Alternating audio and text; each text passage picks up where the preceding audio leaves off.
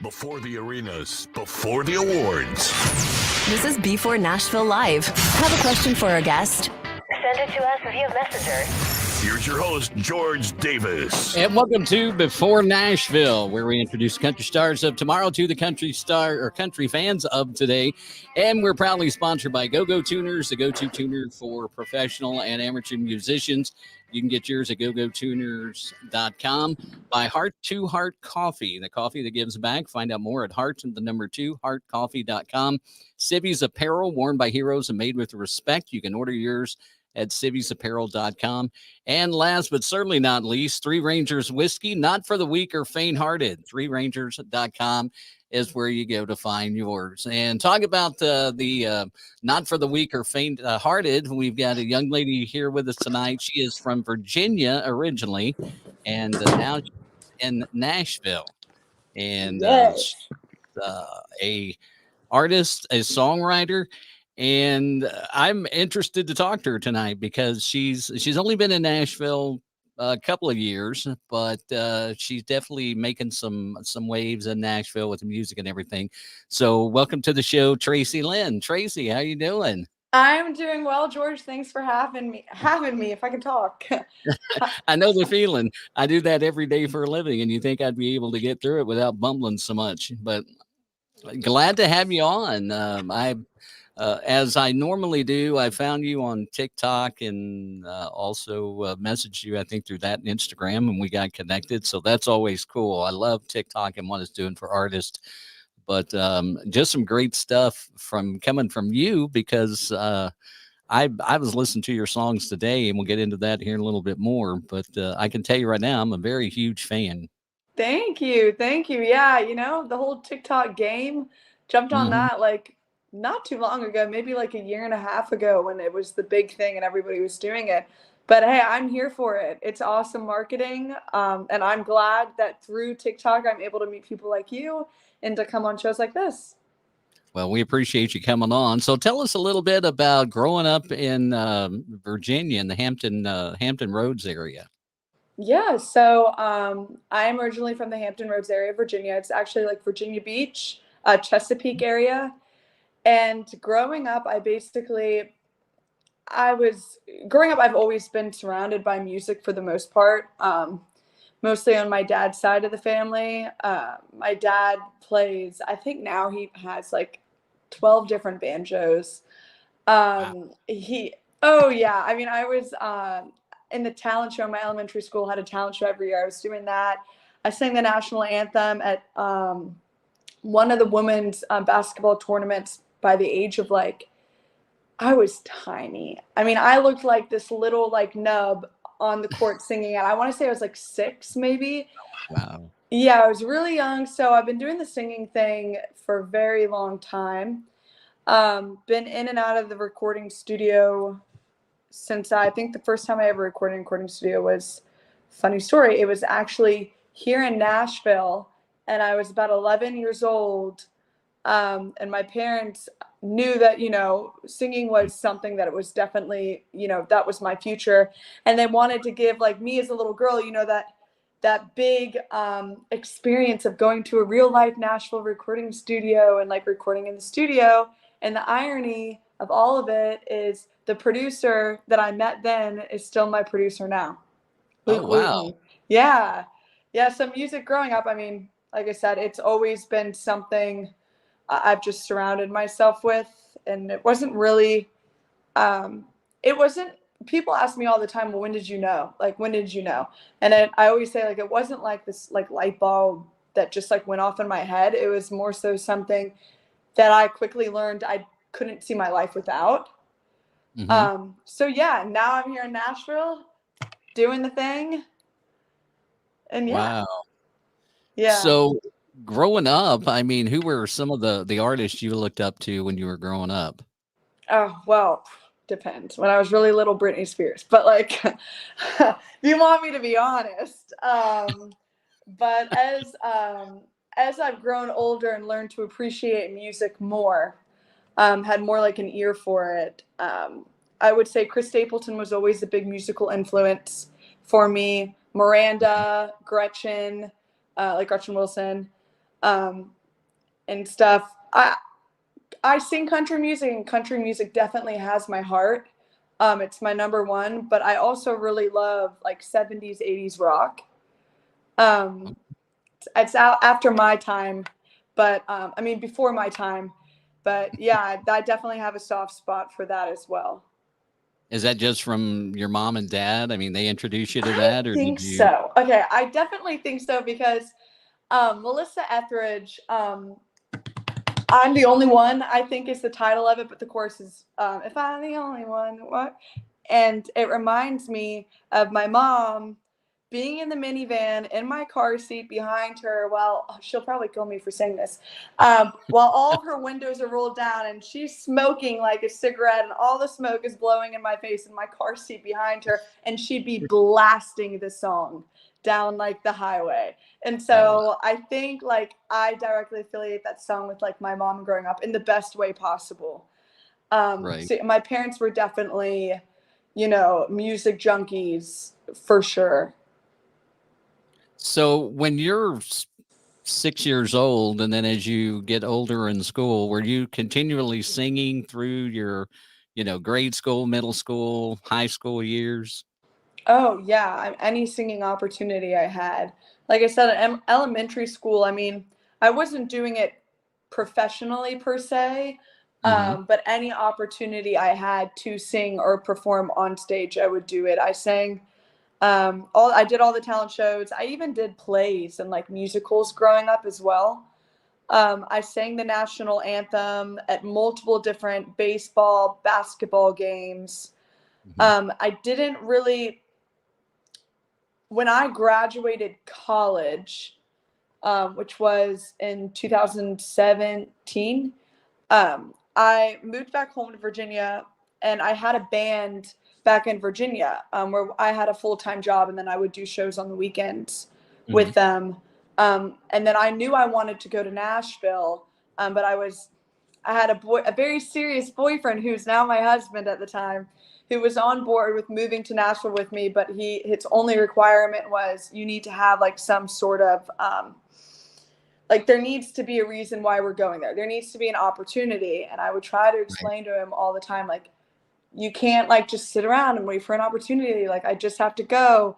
And he was like, no, I need to see an opportunity. So I ended up getting an opportunity. I Uh, dragged him here with me just about, I think in a week, it'll mark our 2 years being here. And wow. it's his favorite city he's ever lived in. So, and mine as well, obviously. So, yeah, Do you do you remember your first paid gig? How old were you, and what was it? I think my first paid gig was on Veterans Day. I sang, and I was very young. It wasn't really a competition, but it was very much an audition. And I was the youngest one who auditioned to sing the national anthem on the Mhm. news, our local news on Veterans Day.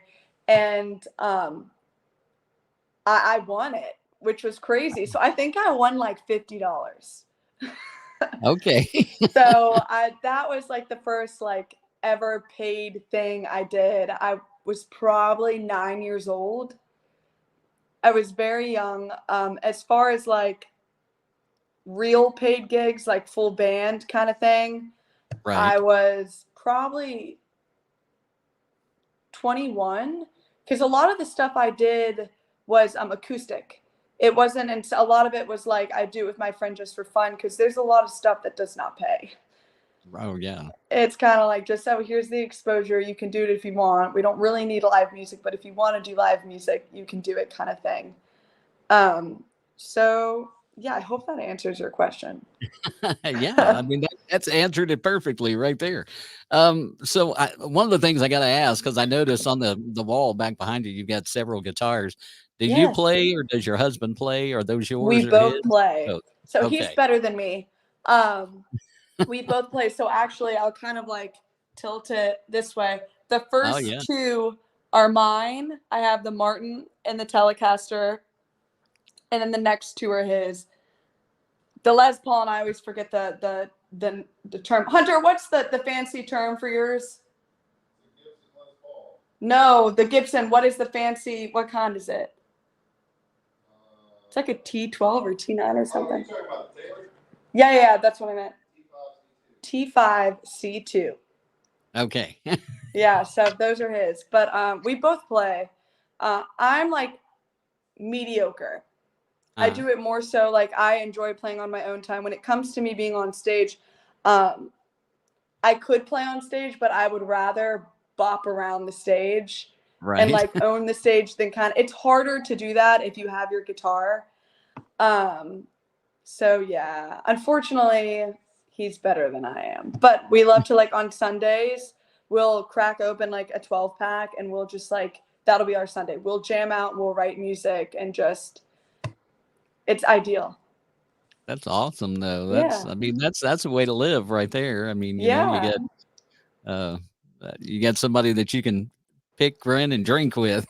Right. He's my rock. He's my biggest supporter. So That's always awesome. good.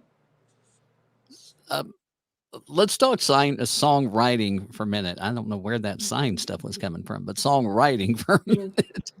Like I told you, I do this all day. You think I could do it at night too. Oh no, you're fine. You're fine. But songwriting, because as I said, I was listening to a lot of your stuff today and I've become a real fan. How much of your music do you write? So I have a smorgasbord of songs I write. I would say 75% are probably pitched to me because they're better than what I've written. And then 25% that my next release is actually, if it is my next release, one that I wrote with Sasha McVeigh and Piper Bateman. We literally wrote it last week. So you'll have to stay tuned for that. And then some are simply I go into a meeting with, let's say, Sony Publishing. Like my newest release, 1+1, was actually I went into a meeting with Sony and the girl who I was talking to was like, oh, you have to listen to the song. Played literally the first verse and a chorus. And immediately I was like, okay, you don't need to play anymore. I was like, I love it. But the original song was not a duet. It was it was written by Shane McAnally, Jesse Alexander. Yeah. Jesse Alexander and Josh Osborne. So I'm not gonna lie, like that definitely was a plus. But I kind of changed a few things around in the sense of like obviously the production is completely different, but I wanted it to be a duet. I sat in the studio with my producer Luke and I was like, I love this song, I absolutely love it. And the original lead voice was a male. So my thought was adding a female voice to it with the same lyrics adds a little more cutting edge. It kind of is a little more risque per se. And then I was like, on top of that, I was like, I want to turn it into a duet. And I felt like Cody, his voice is more so kind of like that traditional old school country sound as well. I was like, it would be perfect. So I reached out to Cody and I literally said, I was like, I have a song. I don't remember my exact verbiage, but I was like, I have a song. I was like, just listen to it. I hear your voice on it. And within minutes, he was like, I love it. And I was like, yes. So he came in the studio and that was a good time.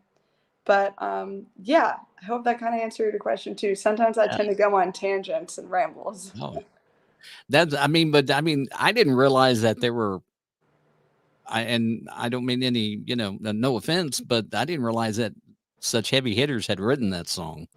Oh, no, I know. There's a lot. There's so much great music out there because I have a bunch of friends that are just writers. Like they're not doing the artist thing. They're just writers.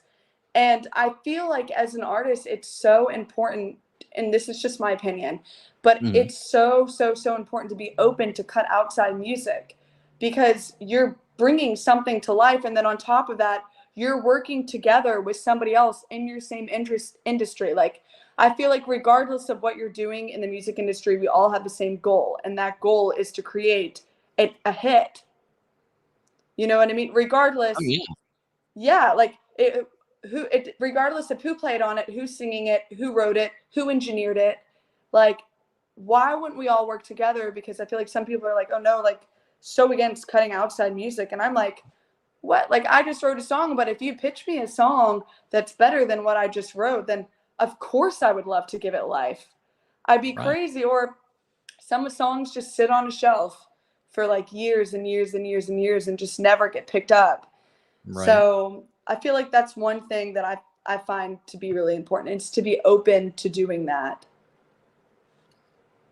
When you're writing your own music, where are you finding the inspiration for your songs that you write? Yes. So I 'Cause I love mean, this quite honestly, question. when I listened to this song and I didn't know that Shane McAnally and Josh Osborne had a hand in that, and I Yes. was like, "Wow, man, that's, that's I pretty good stuff." know. I was like, "I wonder where she got that inspiration," and now I know. Yes, exactly. That's what I'm Back saying up. though. It's the perfect example of like that song, like Josh, when I sent it to him, I was like, I hope you love it. And he was like, oh my God. He was like, I love it. Thank you so much for giving it a life. I was like, you're welcome. You Mm, are welcome. But wow. as far as songwriting goes, there isn't really any like, this is how it's done or this is the best way to do it. Mhm. 95% of the time, and you're going to laugh at this, it is so unplanned that I can be out like in a social setting and out of nowhere, I will either think, normally it's a melody. I Mhm. don't really think of words. It's always a melody that starts and I build the words with it. But I'll think of a melody and I'll literally be out in public. So I'll have to excuse myself somewhere quiet and record whatever gibberish comes out of my mouth with the melody in my voice memos. Because if I don't record it right then, it's gone. Right. It's gone. And Right. so the next day I'll go back and be like, oh my God, I think I recorded it. And from there, it kind of grows. I think very rarely, maybe like a few times, I've been out and I've heard somebody say a phrase that I liked, and Mhm. I'll write that down immediately. But normally it's a melody that comes completely out of left field. Like I have no idea. And then I'll just immediately record it and then build it out from there.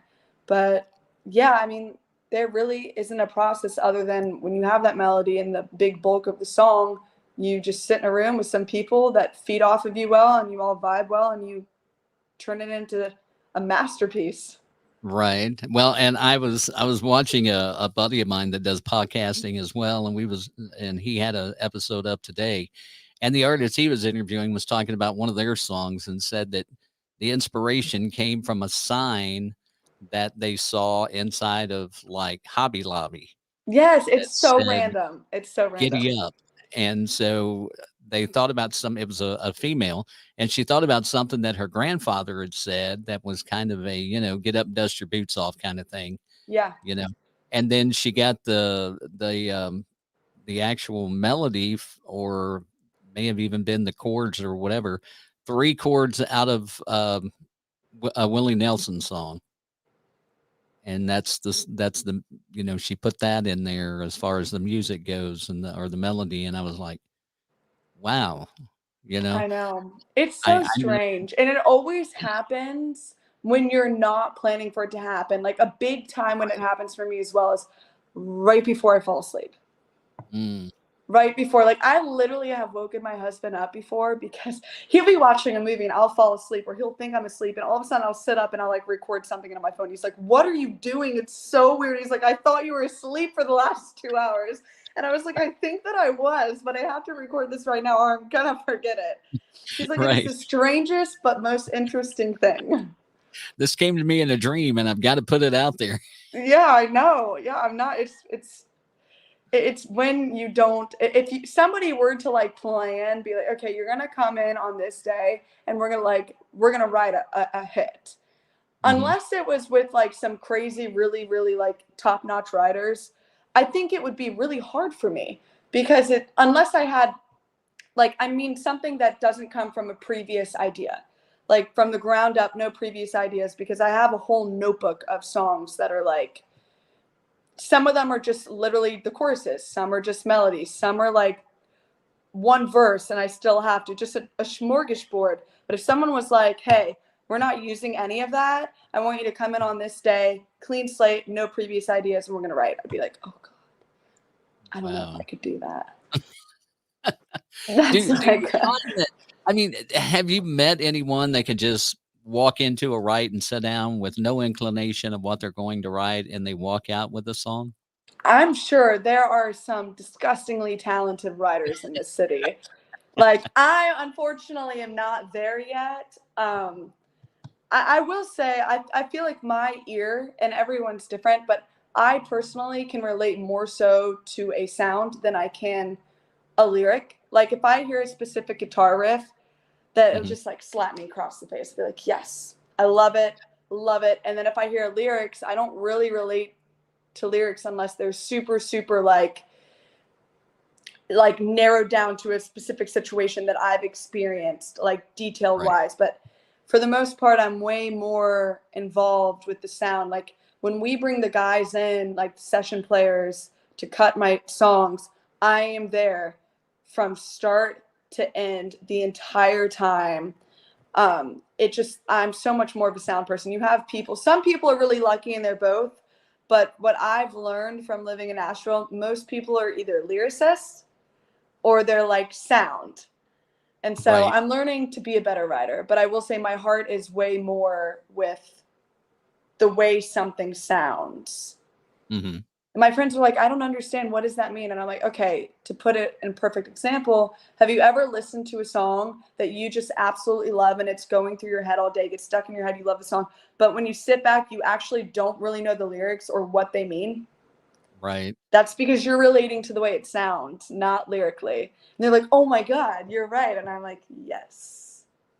Yeah. And, it's funny you say that because when I was driving today, there was I've got your Spotify pulled up here. I want to look at something real quick because I want to talk about some of the songs too. And I'm trying to find if it's the right song or not. So I'm hoping I don't speak out of turn. Um, I really want to say it was People Break Up, Yes. but there was the guitar riff in there reminded me, and so this is where I may screw up. So if I'm thinking the wrong song, you help me out here. Yeah. But it reminded me of a Little Big Town song, and I want to say it was oh shoot. I can't even think of what it was now. I had it earlier today. See, I'm like, I should have wrote it down. I should have did a voice memo or something, so I would have had it. But No, it's you're just fine. a I'm trying riff. to think. I wish if you could give me some sort of like melody, I could Yeah. probably tell you. It was just like 5 or 6 notes maybe. It was just like kind of a Is it? yes. Yes. So I have the same players, and I want to say on that song, I use like the same guys every time I cut. So it was Uh-huh. either Brian Sutton, um, Kenny Greensburg, Ben Hilson. Ben Hilson is, I want to say it's actually Ben Hilson. He's actually not even, I don't know if he's a session guy, but he plays guitar for Dierks Bentley. Okay. And so I want to say when we originally cut it with the session guys from like the union, like the Nashville Union, Mhm. I wanted, it was amazing, of course, but I wanted some knit and grit added that wasn't quite there. Right. Like, the perfectly imperfect kind of sound. Right. And so Ben Hilson is actually who did that on Fat, Drunk, and Pregnant as well. Same situation. It was great. The session guys came in. It was just phenomenal. But I wanted to add something like, just like a little nastiness to it. Right. And so I think adding spit to it is what I like to say. Add a little Right. spit to it. Right. And I think he's the same one who he definitely came in for People Break Up as well. I'm trying to think since you mentioned Fat, Drunk, and Pregnant because that one didn't for some reason, it did not pop up on here, and I don't know why. It played because I remember hearing it and thinking, "Oh my gosh, that is like the most hilarious song." Right, I Uh, know. That was the first song I ever released when I moved. Not the first song I've ever released. I've released a few others, but when I moved to Nashville, they were taken down and then started a fresh slate. okay. Because yeah, for some reason it's not even showing. And it, like I said, it played on my Spotify today, which was kind of funny when I was on my way home from work. I was listening, and that one came up, and that may have been the one that I'm thinking of because it wasn't like a slow tempo song. It had a little bit of an upward tempo to it, but the guitar riff reminded me of I gosh, think you're thinking of People Break Up. I Yeah, think I so because even the had the guitar on Fat Drunk and Pregnant, I can't think of a Little Big Town song, or maybe I'm wrong. well, let's try this and see what happens if we do this. Hang on just a second. And of course, that's not going to work. Why Do would it? you have you're on Spotify, right? Right. Do you have premium? I do. I'm Oh, okay. trying Okay. to. I was trying to run it through my mixer, but my my mixer's Bluetooth to my phone, and it's not connected right now. It's probably playing upstairs on Alexa or something. I have no idea. So my wife's probably going, "What? Oh yeah, no, I've Where did definitely that come done from?" that. I've gotten out of my car Yes. before, parked my car, and I was like, my husband Hunter's somewhere nearby because it picked up his phone and started playing the music, whatever he was listening to in my Yeah. car.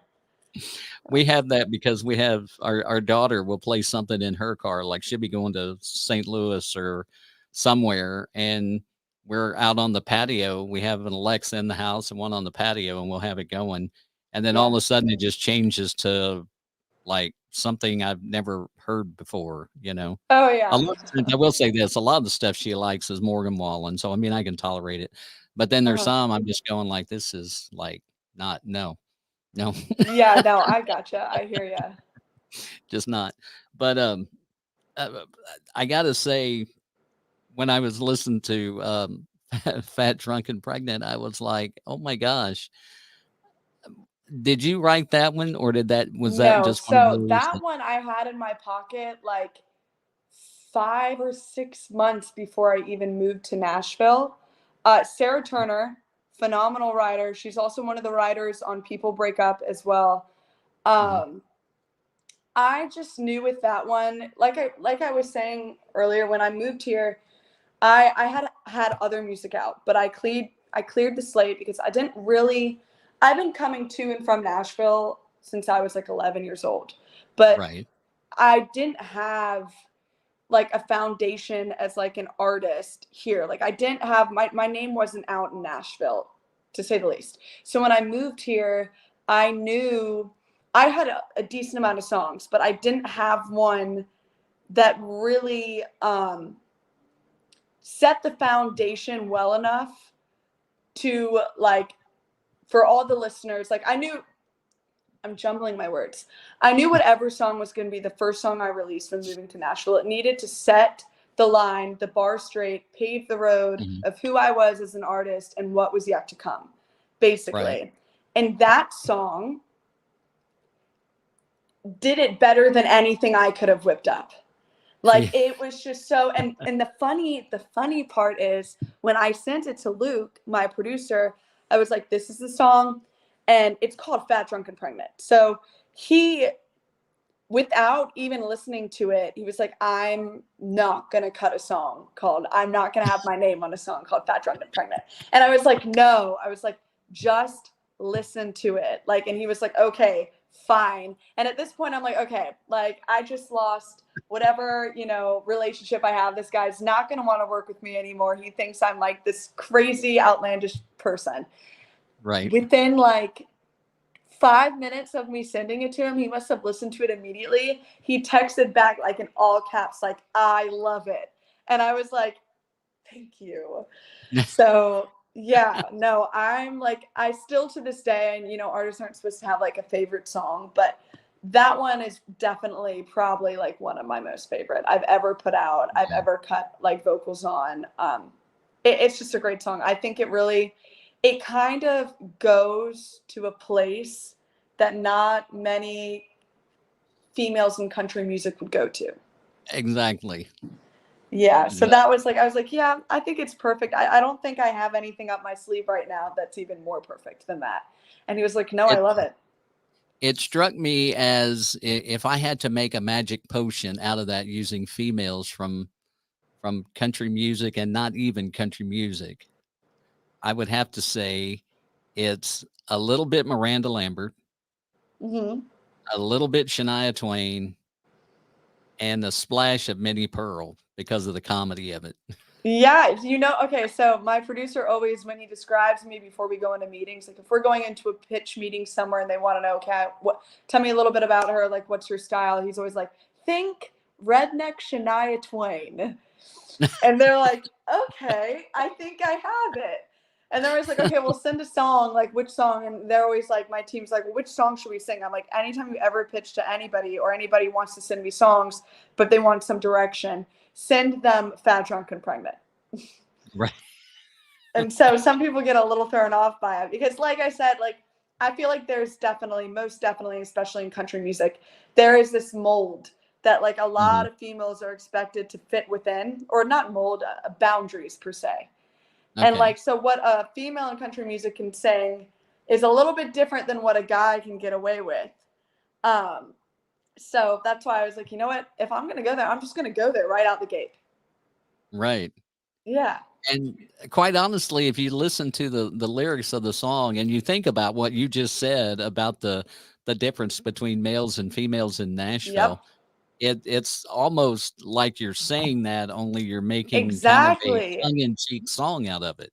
Exactly. And that is one of like something I stand for. Like a lot of my songs, and even like with People Break Up, they all are very like, I don't want to say girl power because it's not like a girl power thing, but it is like, just it's female driven. Like they're all Right. kind of like in the same line.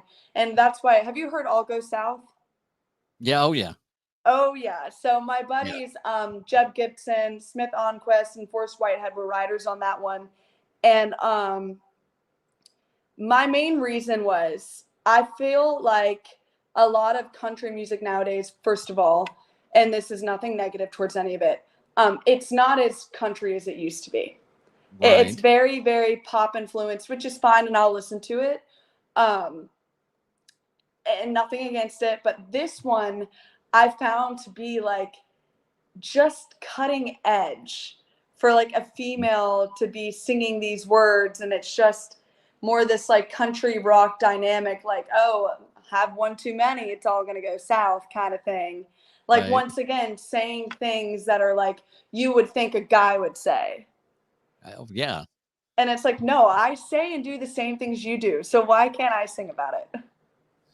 So as I'm getting home tonight, I'm getting close to my street to pull off, and I'm about 3 or 4 minutes from home, about the length of a song. Mm.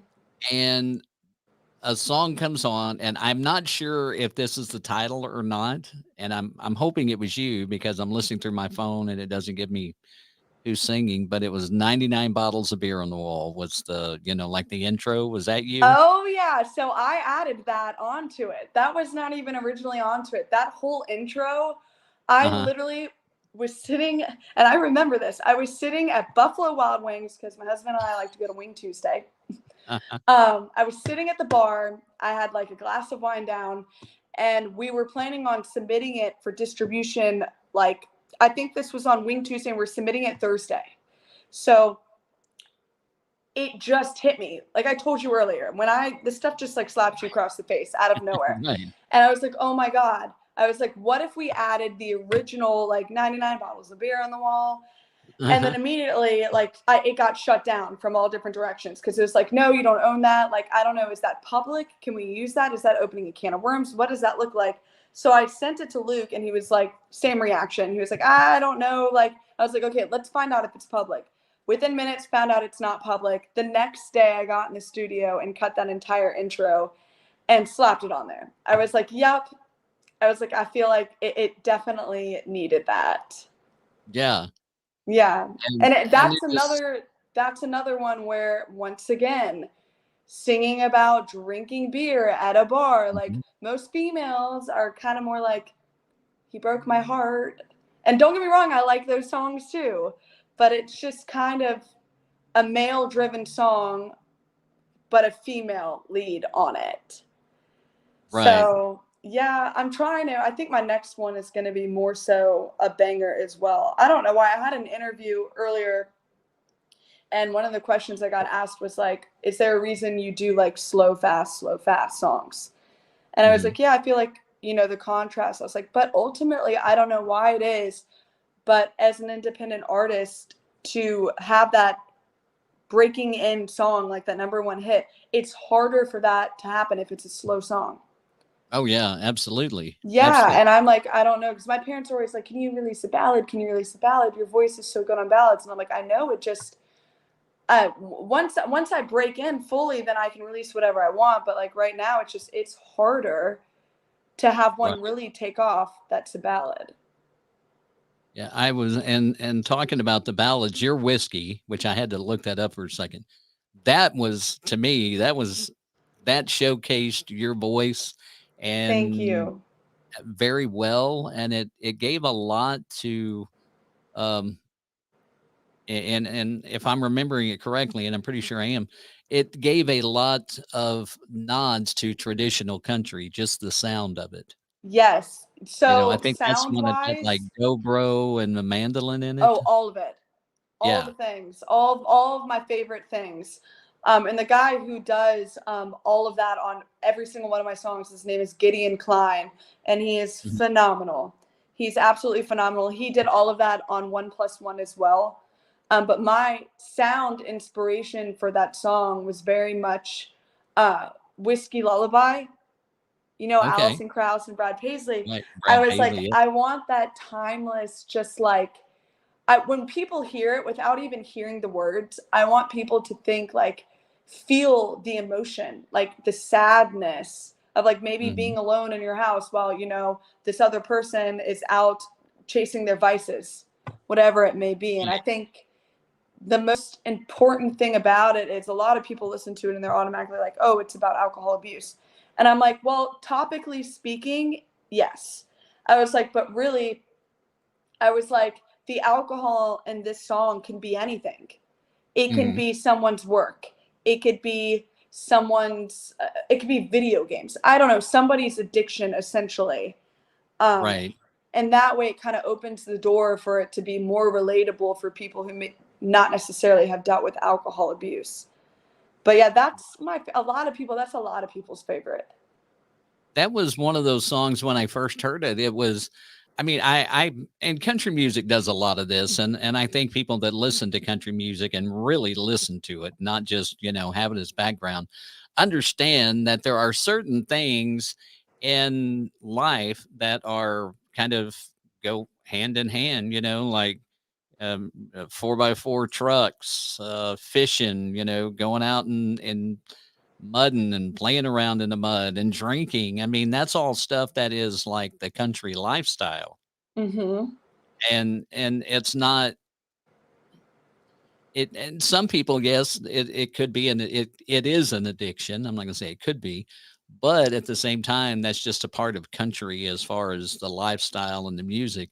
I mean, what artist has not put out a song about drinking in the last. Oh, I literally was in a meeting the other day and I was like, y'all, like I heard this song. I think I was at Big Yellow Dog and they were Mhm. like, "Oh, like we have this song. We think it's so perfect for you." Like and I was like, "Okay, okay." So I was listening to it and I was like, "Y'all." I was like, every song I release is about alcohol. I was like, people are gonna really start like thinking twice. And it was like the conversation was just like what you said. We're in country music, like it's okay. Like when I Right. think of like a country summer concert, like this song should be probably about drinking a beer in your hand. Like, Right. yeah. So I Right. mean, it's innocent, but like at the same time, it's like that's the culture. Yeah. Yeah. And I think people understand that, and I think a lot of folks look at that and they go, yeah, it is, it's a part of the culture, and um like all goes south, it's a great summer party tune, but like you said, it's one of those that when you hear it and you hear it's a female singing the lead on it, you're going, whoa, wait a minute, but Exactly. you The know y- um the production on that song was probably one of my favorites to mhm, make. Like the sound of it,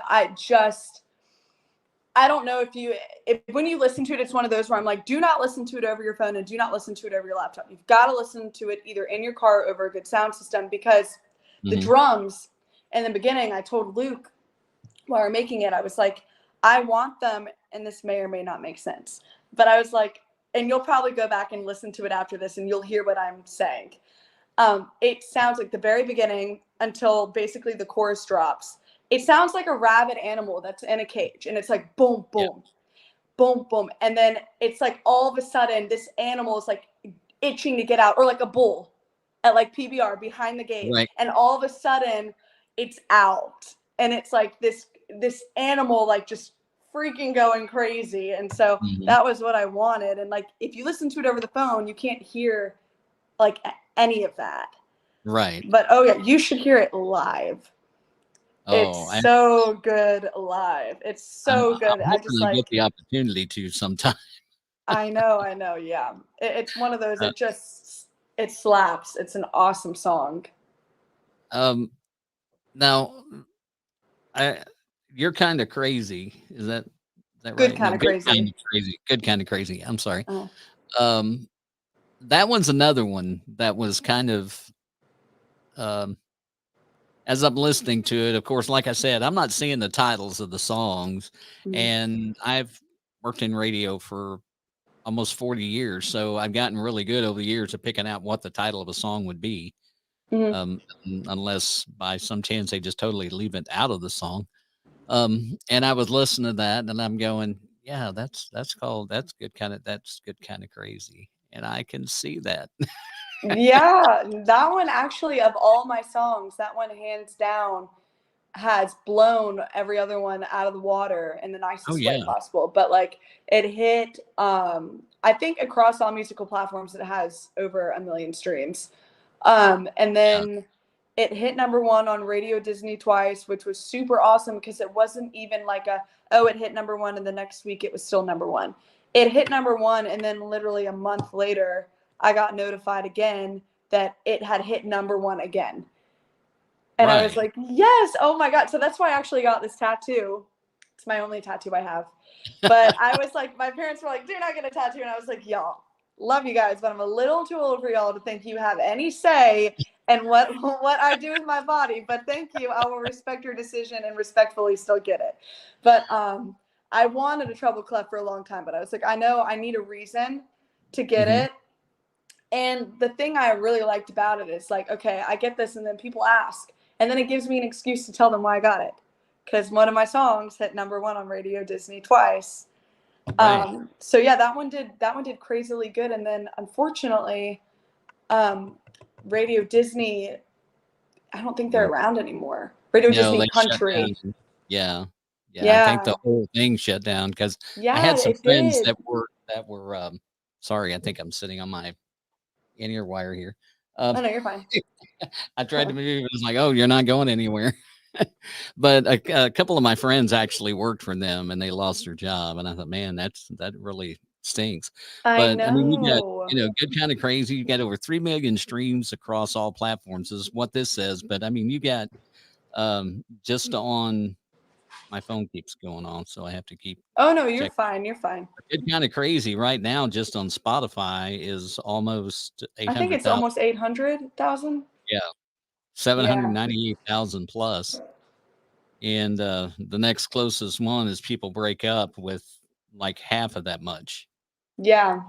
Yeah, it's crazy. You never know what songs. I mean, you truly never know what's going to hit and what's going to not. It doesn't matter how much you believe in a song or how much you don't. Well, I mean, you shouldn't be putting out music you don't believe in the first place. But like, there's no formula at all. And Good Kind of Crazy didn't even start to really, really take off until 2 months after it had been released. Wow. That's why I tell, like, everyone's got a different way they do things, but like, I feel like you got to give a song 2 months. You got to give it 2 months before you can judge any sort of results. That's why you typically right now, it's been anywhere from like 2 to 3 months in between like all my releases. And you don't want to really do it any more than that unless you're like Taylor Swift or somebody who's already made it. They can do whatever they want. But when you're up and coming, it's smart to do like, now they're thinking even less than that. They're thinking like 7 weeks. That's like the new thing. And I'm just like, what? Like, how? Yeah. Like, you don't know. I mean, I don't know. And I always just go back to how like Good Kind of Crazy, it took 2 months before it got on like New Boots on Spotify and Wild Country and all of those. But hey, the industry is constantly changing, and the algorithms behind everything are constantly changing. They're all monsters, algorithmic monsters, I'm telling you. Oh yeah. I don't, I honestly do not have any idea on the algorithms, how to figure those out. I just know that they're a pain. They are a pain. I think I feel like no one knows about the algorithms, and that's how they want it. Like, they don't want anybody to know them. And as soon as people start to catch on, they're like, oh, plot twist, I'm gonna change the whole thing around. Right. Exactly. Like, okay. I'm gonna mess with your world. So real quick, I got a question from Jeff on here. What's your husband's favorite song of all of your songs? Hunter, you got a question. What's somebody asked a question, what's my husband's favorite song out of all my songs? I'll go south. I'll go south.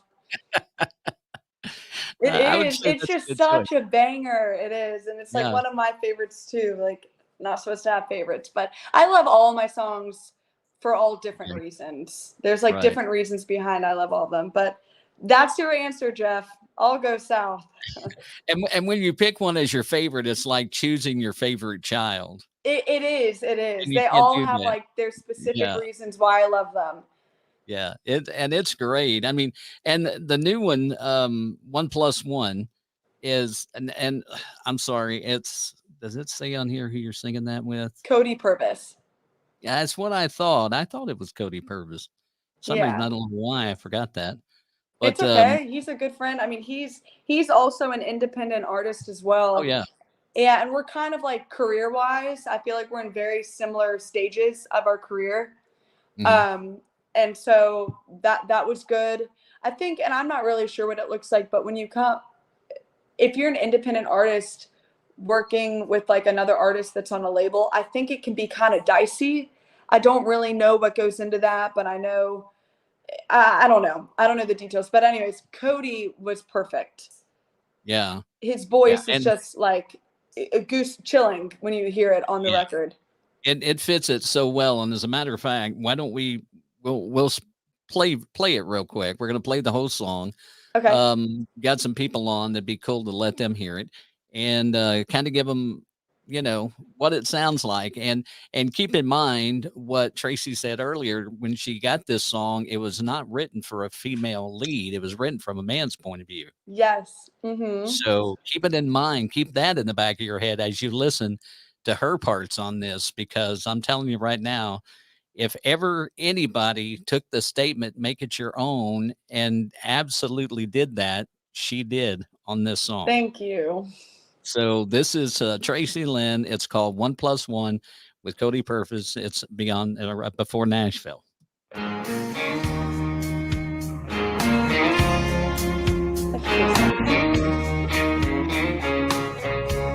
Cheers.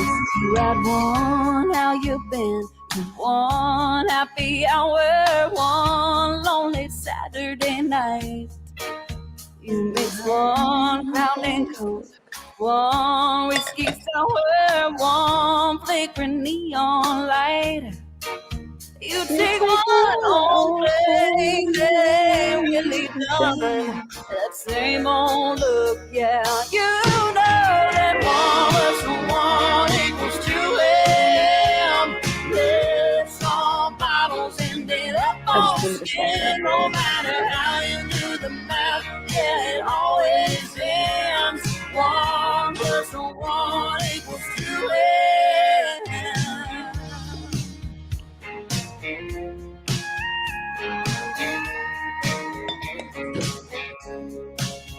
Yeah, we say just one, but who are we kidding? One ain't never enough. Yeah, and once we get started, girl, we ain't quitting. Come on, baby, we know us. When we have a couple, it just all adds up. Singles, and doubles, we've all got that someone. But someone equals 2. Lips on bottles ended up on skin. No matter how you do the math, yeah, all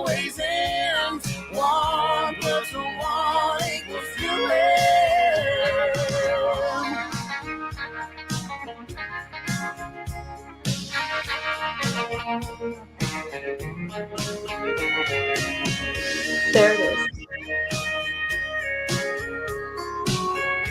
That beautiful dobro. It's calling, it's missing. It's sweet reminiscing. It's touching, it's kissing. It's simple addition. It's 1 plus 1 equals 2 a.m. It's all bottles and then up on skin. No matter how you do the math, yeah, it always ends. 1 plus 1 equals 2 a.m. Woo!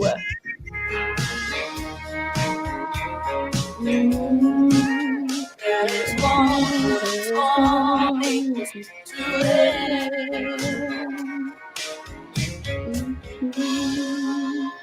All right, that's Tracie Lynn and of course Cody Purvis. 1 plus 1. Man, I tell you what. When the song starts, now this is, if your husband ever meets me, he's liable to punch me in the face when I say this. When the song starts, in my thinking, I'm expecting a guy to kick it off. Mm-hmm. Your voice comes in and it's like, whoa, hold up. Just totally changes the game of it. Yeah. To where it gives it it's a different vibe. If the roles had been reversed and Cody would have started that song, it wouldn't have hit me the way it did. Exactly. And, oh my gosh, but you come in with it, kind of like with, Gretchen Wilson being one of your influences. It was kind of like some of the stuff that she did. I mean, she just came out and, Here for the Party and Redneck, Yeah. Redneck Woman, all that stuff. And, it's like, dad gum, you nailed it. I mean, that's an amazing song. And quite honestly, I don't know if it has been, but it needs to be on radio everywhere, to be honest with you. I think you should say that a little bit louder for our viewers. It needs to be on radio everywhere. Yes. And that's from a guy with 40 years experience in radio, with 12 being in the country format. But I just think it's amazing. I mean, I really do. It's a great song. Thank you. I feel like it's definitely going for the more like timeless sound. Oh, yeah. Hey, you want me in on a song, you put the steel guitar in there like that song has, and I'm done for. I know. Steel, that song, when you were talking about your whiskey earlier and you're like, oh, I love the steel, fiddle, mandolin, dobro, all of that. I was like, oh, 1 plus 1 has got all the good stuff too. Yeah, exactly. And that's, and that's one of the things about, you were talking about, pop country and the way it's gone now, more to that pop side, but you've still, the traditional sound of that is to me so much more. Now, don't get me wrong. I like pop country. I almost name names and I don't want to do that. No, you're okay. A lot of the artists that are pop country artists, I like their stuff. I mean, there's nothing wrong with it, but it's just not your cup of tea. No. And I just don't see it as timeless pure country music. Yeah. No, I agree. There's literally nothing anybody could ever say that would ever offend me or steer me in a weird way. Like I've heard all of it. We're all good. I agree with you. Well, I just don't want somebody, like one of those country pop artists to be watching at some point. They're listening. Because we actually got some really good news today. And I'll say this at this point, and I'll share it with all of our watchers and soon to be listeners. We can now be found on iHeart as well as TuneIn on the apps. Awesome. So the podcast, we're on we're on Apple, we're on Spotify, now we're on iHeart, now we're on TuneIn, and I'm just like, man, and yeah, so no, that's awesome. Now I don't know who's going to be listening. That's good. Cheers. You just need a little something extra in your coffee, but cheers to that. Exactly. I need some Three Rangers whiskey. Jeff just said that you need to sing about Three Rangers whiskey. I'll have to tell you the story about that, and maybe you can get with some of your friends. And yeah, what is it called? Three Rangers whiskey? Three Rangers whiskey. Yeah. Is that the distributor or is that the name of it? That's the actual. It's the actual whiskey. Okay, wait, I'm gonna write it down. It's Three Rangers. Yeah, TR. It's spelt out Three Rangers. Okay. And it's a rye whiskey, and Do you sip on rye? I feel like I put rye in my Manhattans, but it's got to be a really good rye if I'm going to sip on it. I'm telling you right now, with this stuff, if you sip on it, because the name is exactly where it came from, was Three Rangers, Three Army Rangers came up with this. If you sip it, then you're doing it wrong as far as they're concerned. Okay, yeah, there we go. There we go. But I'll give you the whole backstory on that. Oh yeah, wait, you'll have to tell me. Is there a longer backstory on that? Oh yes, and it's one that will blow your mind. Yeah. How much time do we have? we don't have a lot on here, so we'll go off camera and talk about that. How's that? But speaking of that, and that kind of thing, I do have a little thing that I want to get to just real quick with you, because this is like one of the segments in the show that I really like. So we'll do it. Okay. Okay. And I have, well, it's just. What the hell? What the hell? The hell? The hell? What the hell? It's called What the Hell. You figure that out. It's just off the wall questions that I like to ask, things that you may get on a podcast and I'll ask you things, but it just kind of makes it a little bit fun.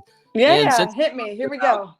Since we're talking about alcohol and drinking, Jeff says absolutely off camera story. And we talked about Little Big Town earlier. Wine, beer, or whiskey? It completely depends. I like all of them. I would say if I'm drinking wine, I'll just go down the line. Wine, I like red wine. If I'm drinking beer, I like Corona. And if I'm drinking whiskey or bourbon, Eagle Rare, Buffalo Trace are probably some of my favorites. My favorite rye is Angel's Envy Rye, and it is hands down the best in a Manhattan because it's undertaste, like it's undertone or aftertaste. It's like a caramel. Right. And it's phenomenal in a Manhattan. I'll have to tell my wife that my wife doesn't drink Manhattans very often. She's a wine drinker. She's more like a cab blend type of wine drinker. Like a red blend. She should try a Apothic. Yeah. It's like $12. It's a great red blend. Yeah, she's I don't know, she's into all that stuff. I don't know nothing about it. So beer, we're kind of working on our girlish figures, so we switched to Mick Ultra, God forbid. Yeah, Corona's not good for working on any sort of figure, but I love a good Corona in a glass bottle, not in a can. Yeah, and that was my go-to for a long time was Corona. Yeah. Whiskey beside Three Rangers, and I'm big into bourbon, Buffalo Trace, Blanton's. I love Blanton's. I've got an Angel's Envy. No, I don't think I have Angel's Envy upstairs. I have Heaven's Door. I don't think I've had that.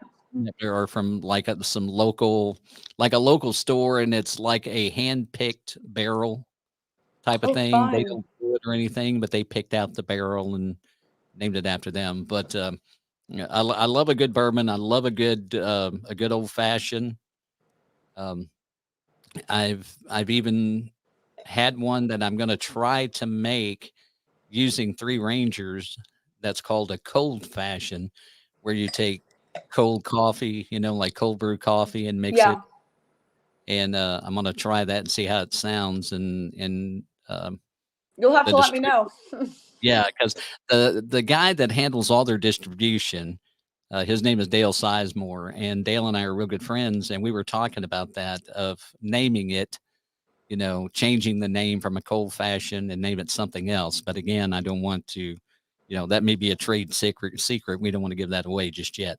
Oh yeah, not yet. I mean, it has to be like perfect before you're going to give away a secret. Yeah. So, but that's, we're looking forward to trying that out. We'll be trying that in a couple of weeks when we're down in Nashville, as a matter of fact. So, Dale's going to be down with me and supposed to be bringing cases, at least one, maybe 5. Oh, very nice. Well, y'all will have to let me know where you go. I don't think I have any shows in Nashville as of right now in 2 weeks.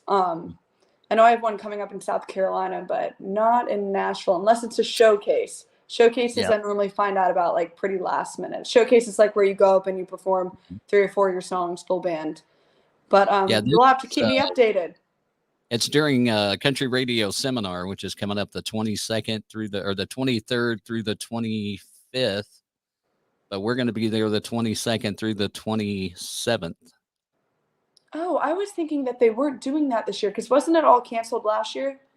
It was video last year. It was all online, and they did decide to do it this year. And they just sent out, unless something happens in the next 2 weeks, they have some COVID-19 protocols that you have to follow and stuff. So we'll see how that goes. Yeah, because I remember when I first moved here, I went to a few of the showcases of the artists that were performing. So I didn't even know that was happening. It's probably too late to join that, but that's definitely something I'd want to do. Yeah. Trust me, my bank account knows it's happening. Sorry, John. Hopefully John Shambi isn't watching. He's the vice president of the CRB. He may call me out on that one, but I mean, it's a fun time, and we're looking forward to it. So that would be fun. We'll let you know where we're going to be and stuff like that, because we're going to be around different places, and hopefully we're going to be I'm going to be doing some podcasts down there as well. Yeah, yeah, that'll be fun. Y'all just have to let me know. Yeah, it depends on the time of the day, but Dale will, and I only say that because after day one, depending on how long Dale is there, he may not be early enough to do anything in the morning. May not be up early enough to do anything in the morning because he's too hungover. That's okay. So we'll just have to wait and see. But a couple other things on the whole what the hell thing real quick. If you are headlining a stadium tour across America. Now, without I thought you just told me your headline, and I'm like, no, I'm not. But what do you know that I don't? Anyway, go on. No. This is just it's kind of one of those hypothetical situations. But you get to pick 2 openers. Now, this is where a lot of people get confused. Their current status has no bearing on this whatsoever. They could be the biggest star in country music, or they could be an absolute newcomer to country music that you've heard on the stage.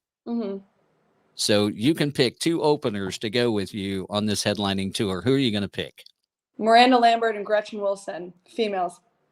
Wow. Can you imagine that lineup?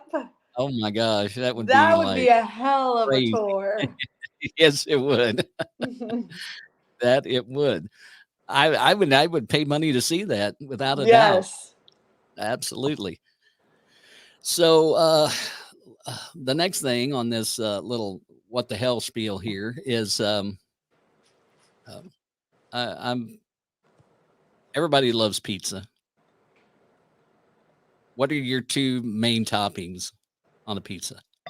So I actually, if I have the opportunity to make my own, because not many restaurants will they have all the pre-made options, but I actually like a white sauce, whether it's just a garlic sauce or like an Alfredo sauce or Parmesan, whatever, with sausage, sauteed onions, and mushrooms. And maybe some ricotta cheese on top too. I like a really creamy white pizza. My husband is he's basic. He likes pineapple and pepperoni, but I don't know. It depends on my mood. I love pizza. I try to stay away from it. It makes me a little more fluffy than I like, but it's delicious if and when. Oh yeah. I'm a white sauce guy, but I don't get that around here. You'll have to try it one time. When you come to Nashville and you go to Emmy Squared, and you can create your own pizza, and they have a good white sauce, which actually I don't think it's any sauce. I think it's an olive oil base, and you can create your own, and it's delicious. And it's deep dish. It's pretty good. I was just thinking today I needed a good pizza place to go because, we've got barbecue place, and we've got family that lives down there. So we go to a certain barbecue place. And of course, can't do the Nashville hot chicken anymore. I could 20 Oh, years I ago. cannot do that. You know, I just don't feel like killing myself over a piece of Oh, chicken. yeah. Right. Of all things, not chicken. Now, I've heard 5 Points is good. 5-point pizza is good. 5 Points is good. Hunter, what's the best pizza in Nashville that you tell me? Say that again? So he's very big pizza, and he says the best pizza he's ever had in his life. It's called Joey's House of Pizza. It's here in Nashville, and their hours are they're kind of random. So you'll have to check that out. Okay. Monday through Friday, 11 to 3 is what he says. All right. Well, we'll be there on Tuesday, and we're not coming in till late that afternoon. But we have Saturday and Sunday as kind of we're going to do the tourist thing. We've been to Nashville a lot, but we're going to do the tourist thing on Saturday and Sunday. Gotcha. So we may have to try that out and see, as well as some of these others.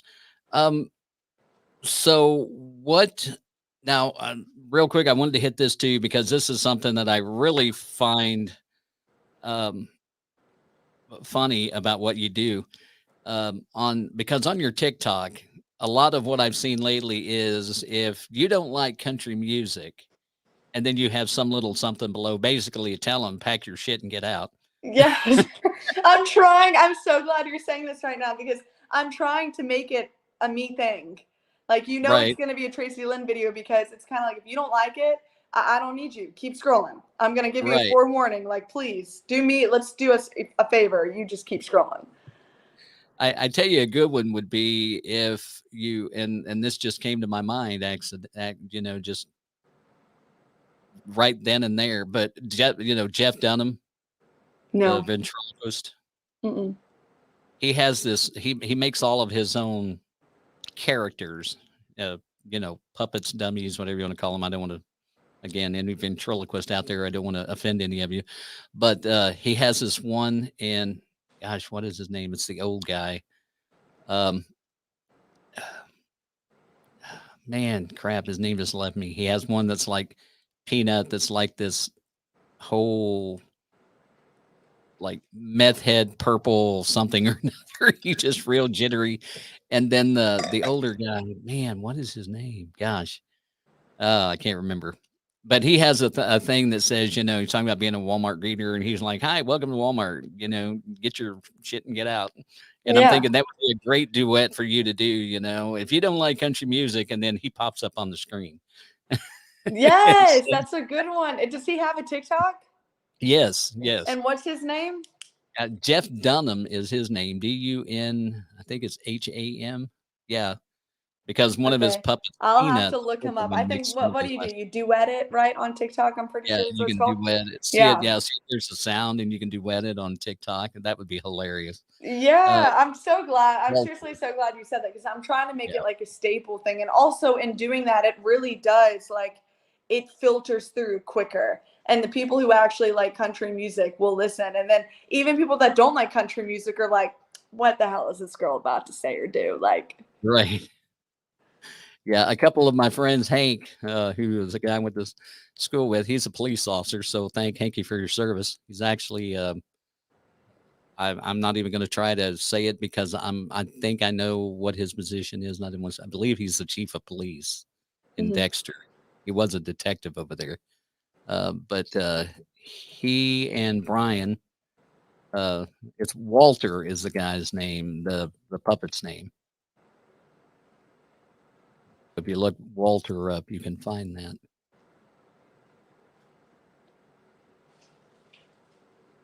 Trying to respond back. For some reason, my stuff is not working to respond back. There we go.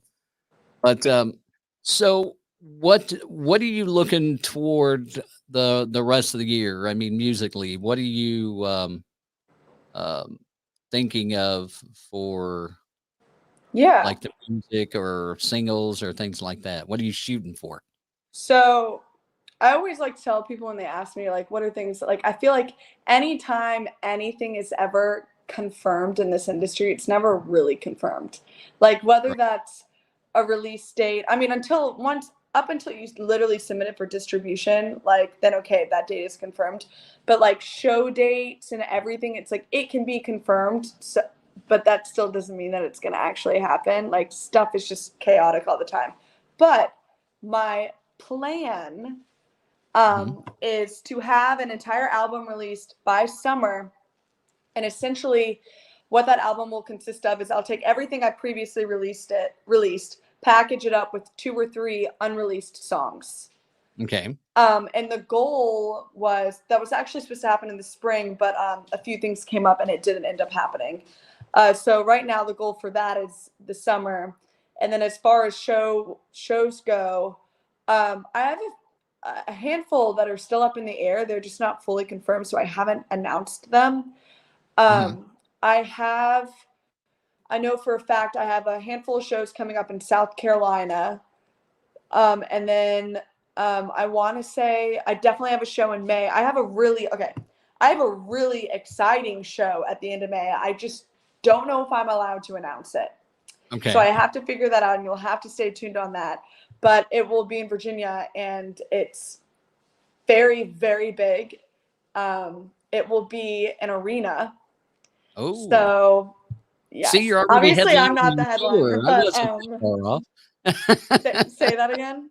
I said you're already headlining your arena tour. I wasn't that far off. No. I'm not the headliner, but I just don't know. I don't know if once I know it, I'll let you know. But Right. just a bunch of stuff, and a lot of it, some of it is not solidified. There was one crazy awesome that I don't think I'm allowed to talk about it either, but I had this crazy awesome opportunity that was supposed to happen in New York City, and it ended up getting pushed to the fall because of COVID and everything. So it's still just like, once something's confirmed, it's like, is it actually confirmed? Like that kind of thing. So we'll see. But as soon as I know something is 100% like sign on the dotted line happening, I post about it. But up until then, I try not to typically talk about it, because then it's the conversation of, hey, whatever happened with that? Oh, didn't happen. Or, oh, why? Well, because of X, Y, and Z. So, but yeah, the goal is to have an album before the summer, if not the latest by the end of the summer. And then just shows pop up left and right. Some disappear, some come up new.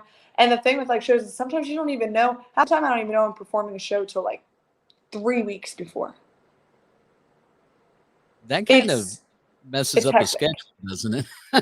Yeah, it's hectic, especially like with showcases and stuff. Those like really are like, I've done a showcase. I found out like literally the night before, like are you familiar with Whiskey Jam? Mm-hmm. So one of the whiskey jams that I've done, I think I've done like 3 since I've lived here, which is really good for someone who's only lived here not even 2 years yet, but 3. One of them, I don't remember which one, I found out like a day before I was going to do it. And so I just called my guys up, because one of the first things I did when I moved here, my band from Virginia obviously didn't move to Nashville with me, was I just networked my ass off and met as many people as I could. And through meeting them, I had auditions at my studio. And that took like 2 weeks to do. But I was like, I need a band. I'm nothing without a band. So I did that. And so I called my guys up and I was like, so what are you doing in 48 hours? Can you learn these songs? And they were like, yep. So we did. But yeah, it's just stuff like that all the time. And it's always good to have those kind of guys, that are familiar with the way they do things in Nashville, because the way the music is in Nashville is a little bit different than other places. Yeah, it's like unorganized chaos 24/7. 24/7. And also the good thing was, with having the auditions, I met a bunch of other really talented musicians, where if like one of my guys can't do it, well, I've got my guitar, whoever it may be, can't go to that show because they've got something going on. That's fine. I've got 6 other guitar players I can call who know my stuff because they auditioned with my music. Right. So you always have backups, and that's, Oh yeah, lots of backups. Especially as an independent artist. If you're not if you don't have a solid tour laid out, like if you're not a baby opener on a tour and you're not like, hey, you're coming to a musician with like, here's these 30 dates or 10 days, whatever, back to back, this is it. You want to come or not? Like until you have that, it's really hard to maintain a band. Yeah. Well, and it's because a lot of the good ones, quite honestly, get eaten up. I mean, they're And everyone's, they're most musicians, picking them. actually, I haven't met one musician unless they're like, Brad Paisley's guitar player, but most musicians play for like 5 other artists all at once. So it's a lot of, it's a sub game. When you go, I went on a 4-day run like a couple months ago, and logistically it was a nightmare because I don't have a talent agent yet. So hopefully that's the next step in my career, is getting signed with the talent agent, which will essentially, they'll be the one booking my shows at that point. Right. But it's a logistical nightmare.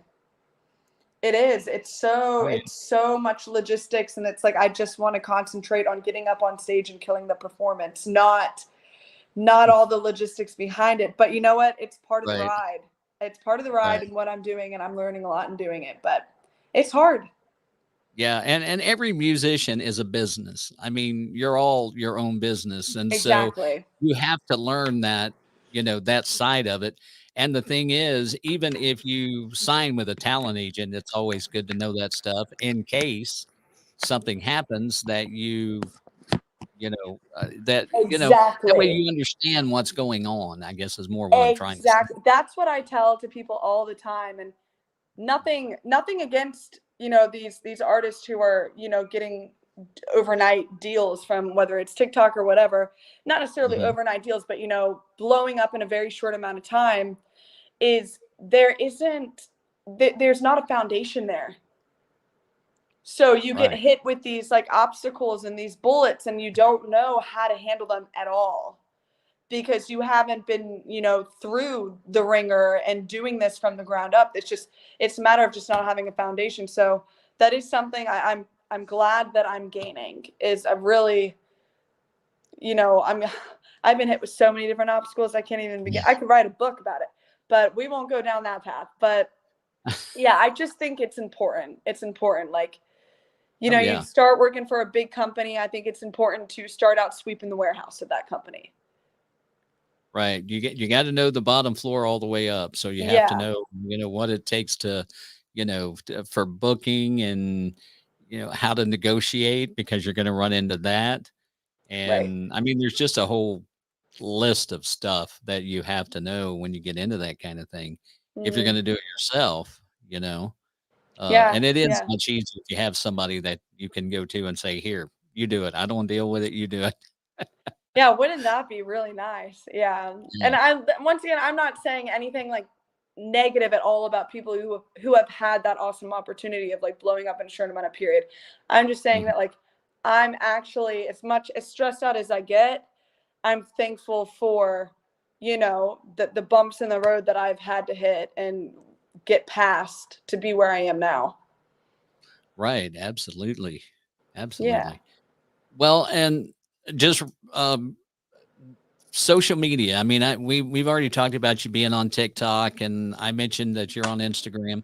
What other social media do you have, and where can folks go to find you the easiest? Yeah. So my social, I honestly, Instagram, TikTok, Facebook. I'm sure there are a few others. I don't have a Snapchat. I think that's pretty much it. I would say active wise, I'm definitely the most active. Like if somebody wants to follow me to stay up to date with what exactly is going on, my Instagram is the best way. But my social media handle across all platforms is the same. So it's at Tracie Lynn Music, and that's Tracie with an IELYNN Music, just to keep it easy. And then musically, like on musical platforms, it's just Tracie Lynn. I know that can be kind of confusing sometimes. So if people get confused with like what musical platform, if you just go on Google and just type Tracie Lynn, it'll populate all of the musical platforms I'm on. And then you can click whichever one is your preferred platform. Right. Right. Yeah. So we're, again, thank you for coming on tonight. I'm You're really so looking forward welcome. to Thank hearing you for some more having music. me. I really want to hear what else you got coming. I want to hear all these big announcements that you're hopefully going to be making as well. And definitely want to sit down and we get down to Nashville in a couple of weeks, and maybe we can work it out to where you and Hunter can come by and we Yeah, we can have have some of that Three drinks. Rangers whiskey. Oh yeah. Oh yeah. Oh, trust me, it's good stuff. It says it's not for the weak and faint-hearted for a reason. Yeah, there you go. So, so we really appreciate it, Tracie. Be sure to look her up on all the social platforms that she's mentioned. You can go to her website, tracielynnmusic.com. If you're not quite sure where to go, she's got the links to all that there. And unfortunately for tonight, that's a wrap. So thanks for joining. Be sure to follow us on social media. Again, you can now listen to us past episodes as we get ready to put up new episodes on iHeart and also TuneIn. And then we've got Apple Podcasts and Spotify as well. And we'll be back again on Thursday night with another country star that we can introduce to you, another country star of tomorrow or the country fans of today. So until then, you guys have a fantastic night and take care. We'll see you. Bye, guys.